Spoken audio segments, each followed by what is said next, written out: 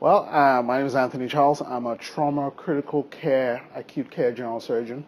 I work at the University of North Carolina. I've been there for the past 12 years. And this is my first international meeting for the ISS. But part of what I do, my academic interests are extracorporeal membrane oxygenation and global surgery.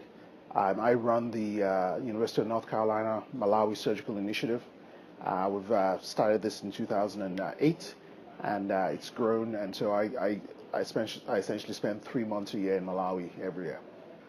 Well, that's a good question. So one of the things I did after I became a faculty member is I went to go get myself a master's in public health degree. And I think the surgery has been largely ignored, and I believe that the interface really lies within health systems. If you can provide surgical care within the larger health system, you can provide all care. And that is really where the interface is. If you use surgical care as a proxy for all care, you would resolve a lot of the public health issues. Well, I think clearly you're facing different problems. In the developed world, it's really all about equanimity. So there's basic health care for everybody. Specialized health care is available, but it's really about having plenty of surgeons, but they're not very well distributed. In the developing world, it really is about, it's all about poverty. You do not have enough surgical workforce. You do not have strong enough health systems, and there's a perception that surgical care is difficult and more expensive to deliver. And so trying to make certain that surgical care is a cost-effective effort is really one thing we have to overcome. Second thing is we have to train. So in the United States, we have plenty of surgeons, but they're all in New York and Los Angeles and the Midwest. And if you go to rural Dakota or Montana, you don't have enough surgeons. Whereas, say, in sub-Saharan Africa, you cannot train enough surgeons without watching people die. And so trying to change the aspects of surgical care delivery by training non-surgeons as well as surgeons is really the way to go. I mean, I think by and large, if you attended this conference, you've already started to think about global surgery as a baseline. I think the reality of the situation is that as surgeons working in the developed world, we're all caught up in the rat race of, trying to deliver care, trying to generate income, and trying to, sort of live your day-to-day lives. And so we're all focused very sort of locally. I think most surgeons here kind of see the whole world and sort of recognize it for the disparity for what it is. But in the absence of having a larger body to sort of drive the agenda, it's very difficult for individual surgeons to be able to move the needle.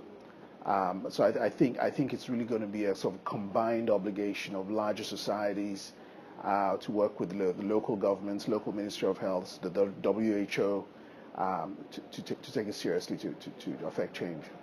Right. So if you think about public health and global public health, if you're not well informed, you will think it is all about HIV/AIDS, Ebola, and malaria, when in reality, more people die from trauma than HIV/AIDS, malaria, and tuberculosis combined. And so trauma is an equal opportunity disease. One of the problems is that if you get in a car crash in Pretoria, nobody cares in Chapel Hill because that car never came to Chapel Hill. If you catch HIV in Pretoria, that HIV may come to Chapel Hill.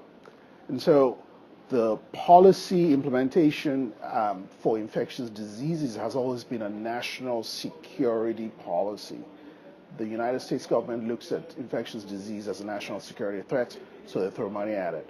When it comes to surgical disease, it's a local issue, it's a local problem. We can look the other way. So they need to know that, for us to make an argument, for us to fix global health, we have to embrace surgery as part of the larger global health issue. Towards global surgery, I think, one, you have to have an open mind, you have to be adventurous, and you have to try to figure out local solutions to local problems. The idea of essentially having a sort of imperialist attitude, particularly for medical students in the developed world, trying to bring their ways and of doing things to, say, Africa is not going to work. The idea that if you're a medical student in the developing country, thinking that all your solutions, all your problems are going to be solved by going to America, isn't going to work either. So the beauty about medicine is that it is universal. You can practice anywhere. It opens the door. The entire world opens up to you, but you have to be willing to make a change locally. And even if you go abroad for training, having that ability to want to come back home and make a difference. And if coming back home is not viable, say if you're coming from a war zone, if you're a Syrian medical student, trying to make change wherever you are is the way to go. Great, thank you for your time. You're welcome.